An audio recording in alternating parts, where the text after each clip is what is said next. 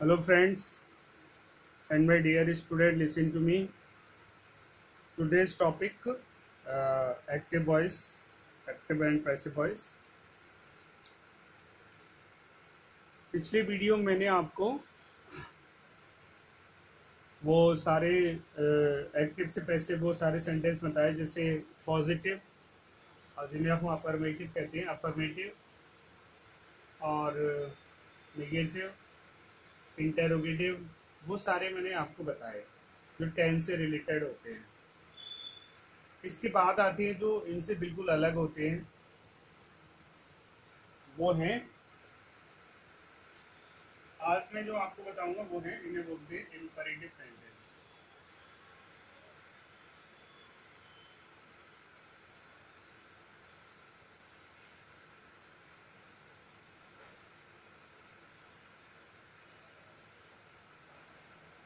ये है imperative sentence. ठीक है, इम्परेटिव सेंटेंस सबसे पहले हमें, जैसे मैं आपको कुछ वो चीजें बताता हूँ। जैसे हमने कहा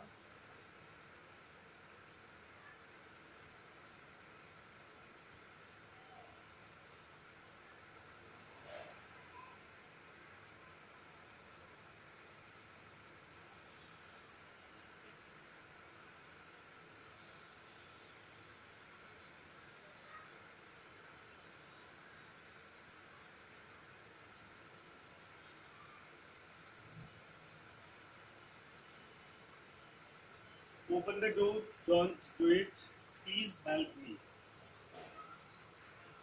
ये मैंने 3 सेंटेंस लिखे। इम्परेटिव सेंटेंस होता क्या है, सबसे पहले वो बताऊं।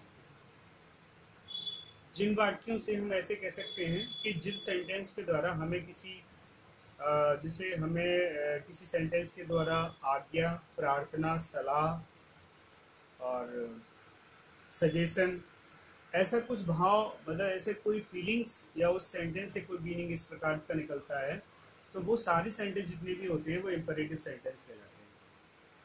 अच्छा, ये तो हो गया अपना फीलिंग्स या भाव के अकॉर्डिंग कर सकते हैं। एक और है, इसकी रिकॉग्नाइज करने का तरीका है। वो क्या है, मतलब हम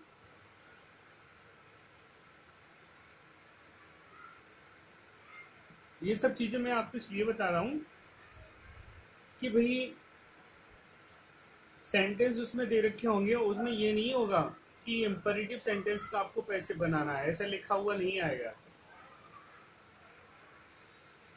सेंटेंस के जैसे 2 सेंटेंस है तो उसमें एक सेंटेंस इंटेरोगेटिव का हो और एक इम्परेटिव सेंटेंस का हो, तो ये सब चीज़ें आपको रिकॉग्नाइज खुद करना है कि ये इम्परेटिव सेंटेंस का सेंटेंस है और ये इस तरीके से इसका पैसे बनेगा, और ये इंटेरोगेटिव है तो इसका इस तरीके से पैसे बनेगा। तो इंटेरोगेटिव सेंटेंस की जो पहचान होती है वो आप इन 3 सेंटेंसों से देखो, इससे बाहर नहीं होती है। इससे अगर पहचान गए तो आप समझ लो इम्परेटिव सेंटेंस पहचान सकते हो। देखो, जैसे मैंने पहला सेंटेंस लिया है, open the door, open the door. तो देखो, ये जो सेंटेंस है,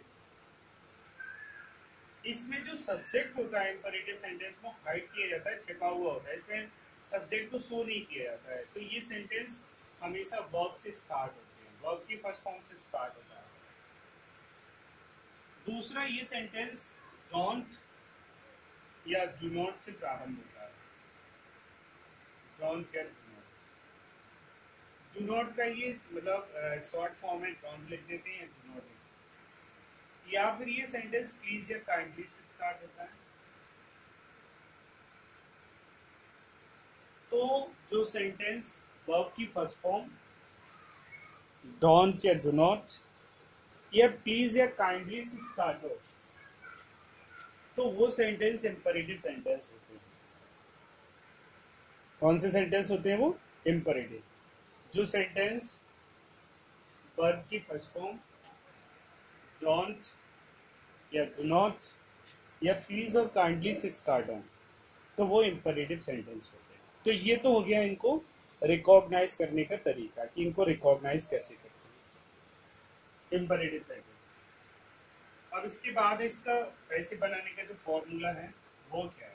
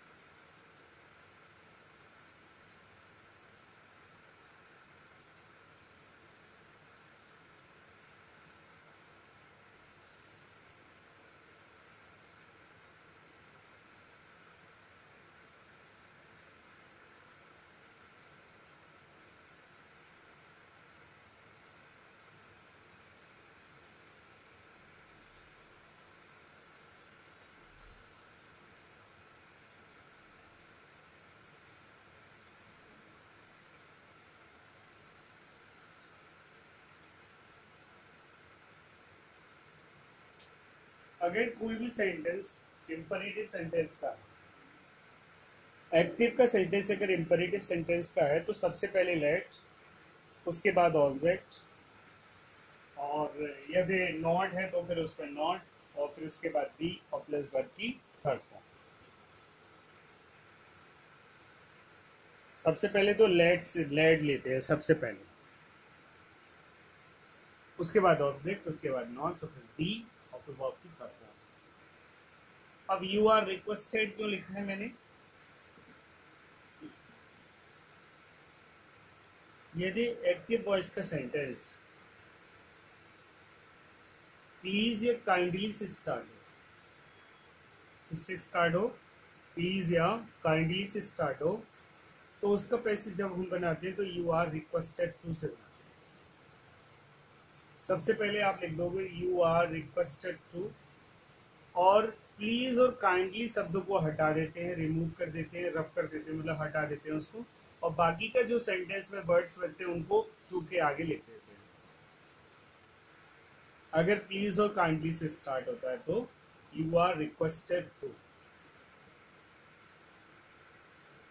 अगर बहुत सारे सेंटेंस ऐसे भी होते हैं जिन्हें हम मतलब लेट से स्टार्ट नहीं कर पा रहे हैं, और तो उनको हम भाव के अकॉर्डिंग बना सकते हैं, जैसे यू आर एडवाइज टू भी बना सकते हैं, या यू आर ऑर्डर्ड टू से भी बना सकते हैं, यू आर रिक्वेस्टेड टू से भी बना सकते हैं, हम यू आर ऑर्डर्ड टू से भी बना सकते हैं। ये इस तरीके से सभी के मैं एग्जांपल बताऊंगा आपको। यू आर ऑर्डर्ड,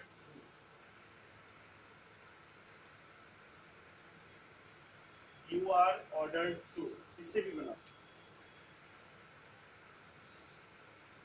ठीक है, अब देखिए कैसे बनाते हैं।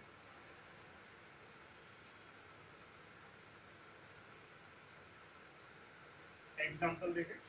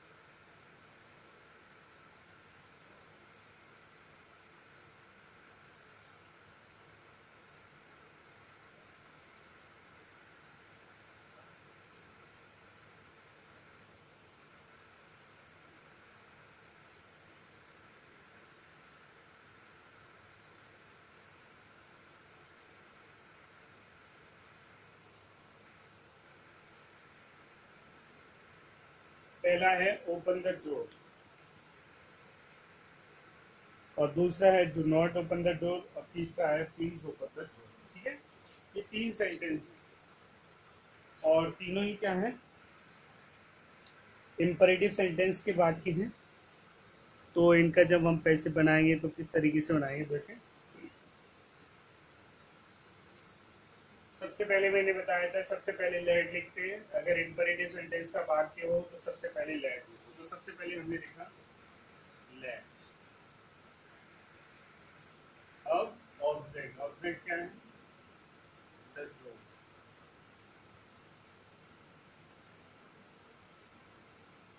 अब नॉट नहीं है तो नॉट को छोड़ो, फिर बी लगा दो और फिर वर्ब की तरफ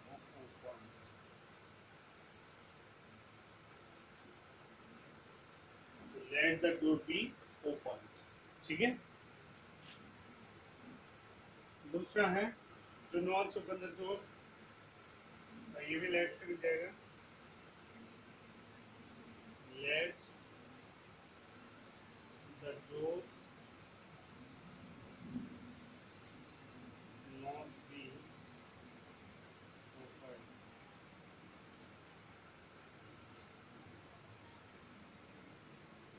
let the door not be open. ठीक है। अब अगला सेंटेंस है please open the door. Please या काइंडली से स्टार्ट हो तो यू आर रिक्वेस्टेड टू लगाते हैं, ये सेंटेंस बन जाएगा यू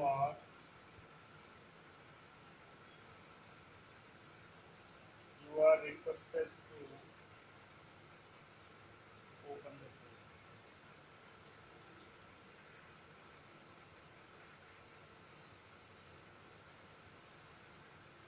इसमें इन्फिनिटिव के बाद वैसे भी आप ऐसे समझ लो कि इन्फिनिटिव वर्ड आए तो उसके बाद वर्ब की फर्स्ट बेस मतलब इसकी जो बेस फॉर्म होती है वही आती है।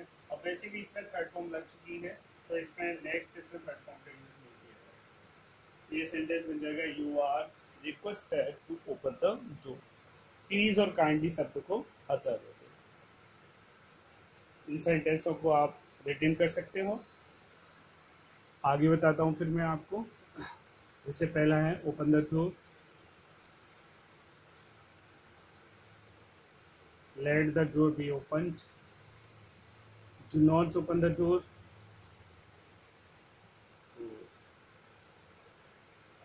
let the door not be open, है ना।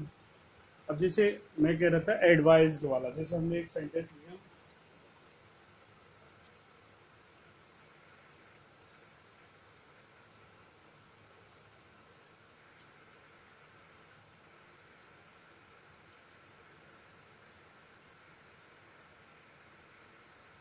वर्क हार्ड टू पास, पास होने के लिए कठिन परिश्रम करो, तो ये वो भी है एडवाइज, तो ये एक तरीके से हो जाएगा you are advised to work hard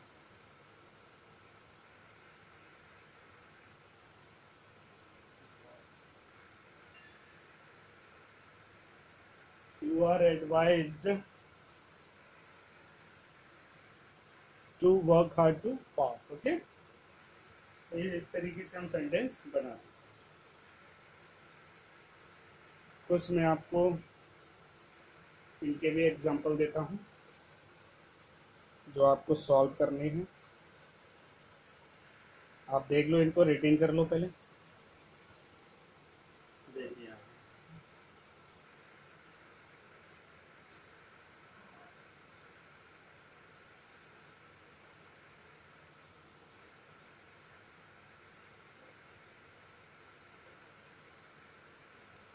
sir, देखो मैं इसमें वीडियो में बीच में आ रहा हूँ, ऐसे मैं लिखता हूँ सही, मतलब मेरा चेहरा आ रहा, चेहरा था या वो, चलो कोई बात नहीं।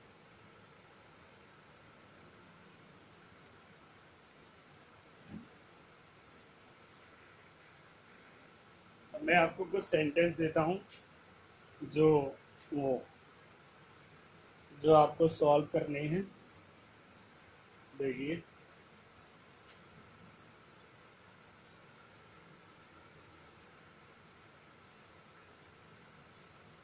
जैसे पहला है कैरीड होम,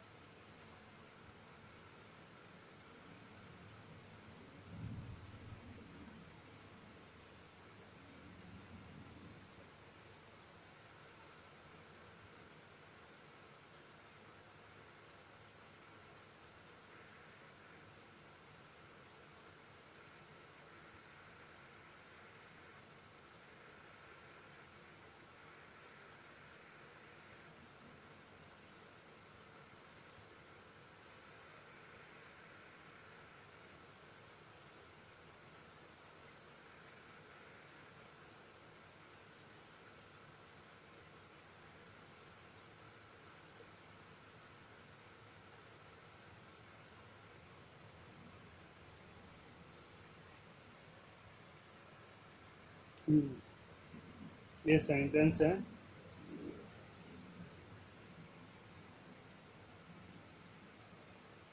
जो आप इनको इंग्लिश में प्रोएक्टिव से पैसिव में ट्रांसलेट करना है, चेंज करना है, सॉरी। मैं आपको रीड करके बताता हूँ। पहला है carry it home, carry it home.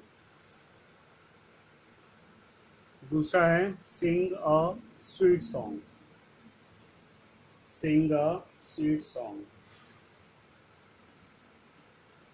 अगला है write a letter,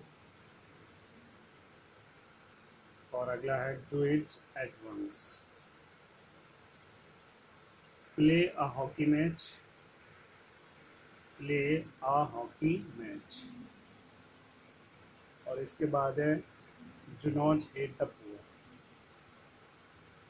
do not hate the poor. इसके बाद है always speak the truth, always speak the truth.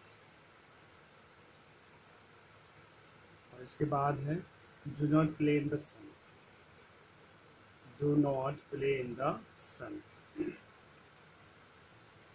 तो ये आप सेंटेंस अपने जिन्हें अपन को पैसिव में चेंज करके चेंज करना है वो एक्टिव से। कुछ और देता हूँ, इनको रफ कर देता हूँ। देखिए,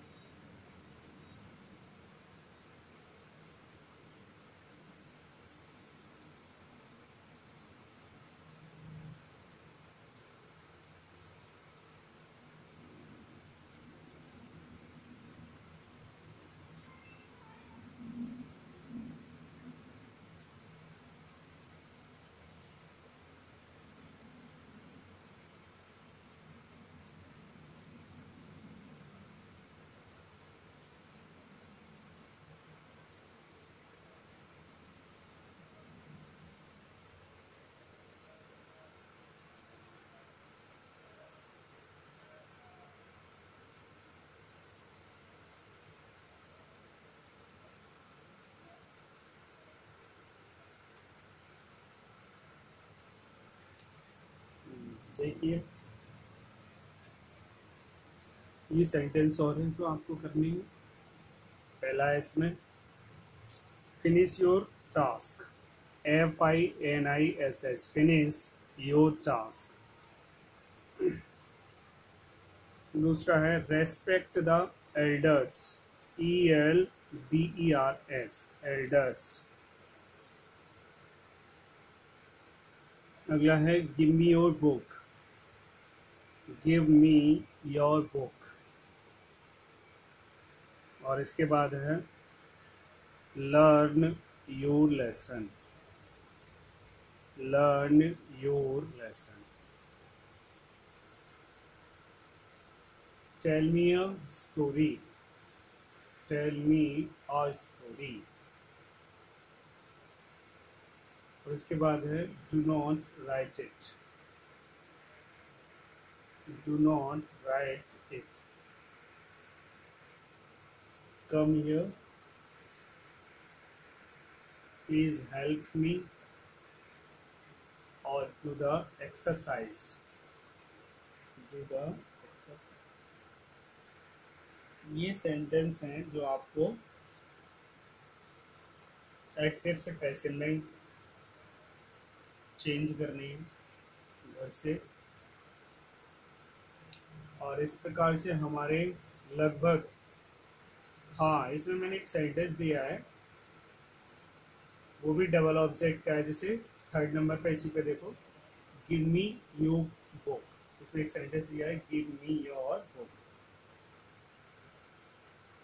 तो इसमें कुछ नहीं है, वही लेट की तरह, और इसमें से किसी एक को सब्जेक्ट बना लेंगे अपन, और बाकी का ऑब्जेक्ट जो वर्ब के बाद है तो वर्ब के बाद रखते हैं। जैसे मैं आपको एक ये करके बताता हूँ, जैसे गिव मी योर बुक। और इसमें एक और दिया है टेल मी अ स्टोरी, ये आप स्वयं बनाना। इसमें मैं आपको थर्ड बता देता हूँ कैसे।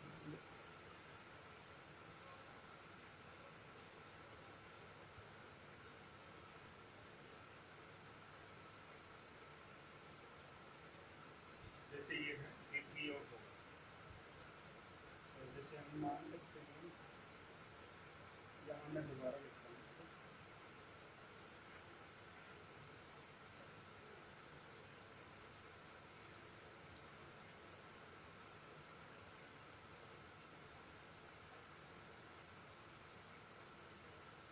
इसका कैसे बनेगा, तो इस तरीके से बनेगा लेट योर बुक,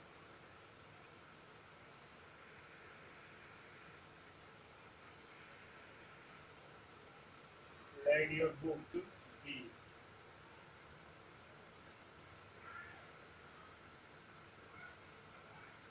इसकी परफॉर्म गिवन,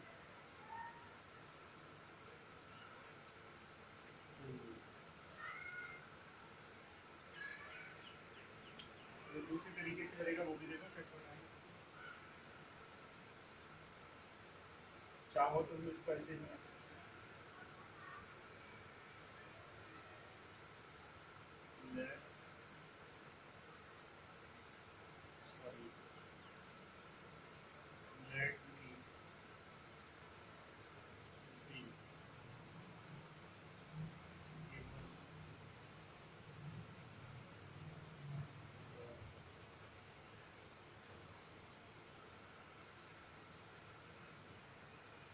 चाहे जैसे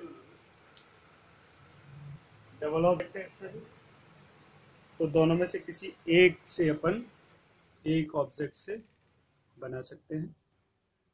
जैसे गिव मी योर बुक है तो let your book be given to me. अब टू मी मैंने आपको बता दिया है कि अगर सभी सजीव ऑब्जेक्ट होगा तो उसके साथ टू लगता है, और अगर निर्जीव ऑब्जेक्ट है तो उसके साथ टू का यूज नहीं। मी क्या है, सजीव, इसलिए हमने टू लगाया। और हमने जो नीचे बनाया है यो बुक, उस पर टू का यूज। यो बुक क्या है, non living things, living things के साथ टू यूज किया। तो दूसरे इस तरीके से बना सकते हैं, late me be given your book, ये भी सही है।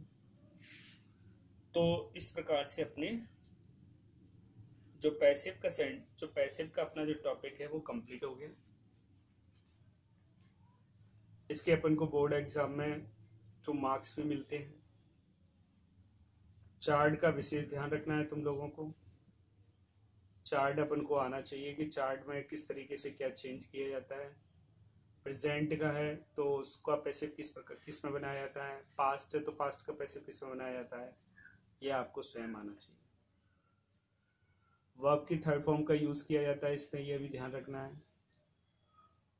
इंपरेटिव सेंटेंस की पहचान क्या है?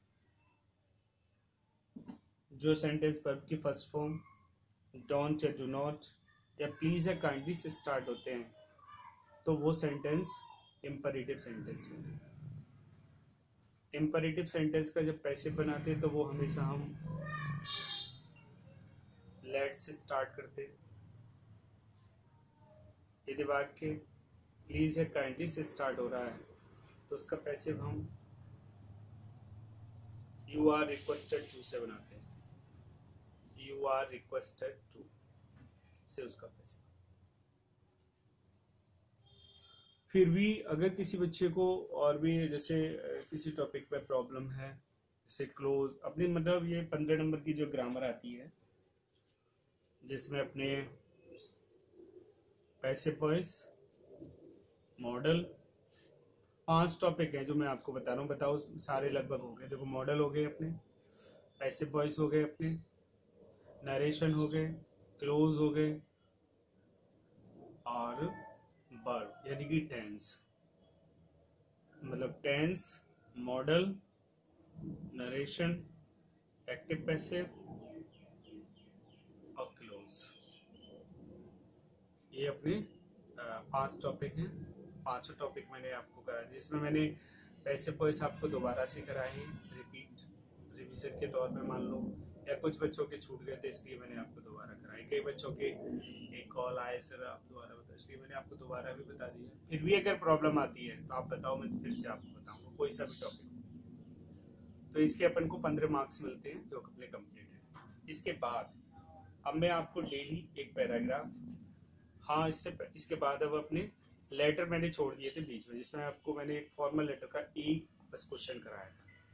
अब आके इसके बाद जो आपका टॉपिक होगा वो लेटर होंगे जिसमें मैं आपको फॉर्मल लेटर कुछ और कराऊंगा, फिर इनफॉर्मल लेटर, और इसके बाद आपको बीच बीच में पैराग्राफ्स वगैरह, जिसके पैराग्राफ्स जो अपने 9 नंबर के आते हैं वो आपको धीरे धीरे मैं आपको सारे पैराग्राफ्स कराऊंगा।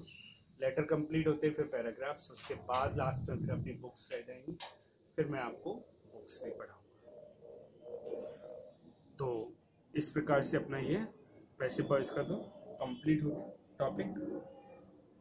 और जो मैंने सेंटेंस अभी आपको ब्लैक बोर्ड पे लिख के दिए हैं, कुछ इंपरेटिव के कुछ इंपरेटिव अलग से, तो वो सारे आपको सॉल्व करने हैं। प्रॉब्लम आए उस पर तो मुझे आप कॉल करो या मैसेज करके सेंड कर सकते हो कि सर ये राइट या रॉन्ग है या इसमें प्रॉब्लम आ रही है कैसे, मैं आपके वो प्रॉब्लम सॉल्व करूँगा। Okay, thank you.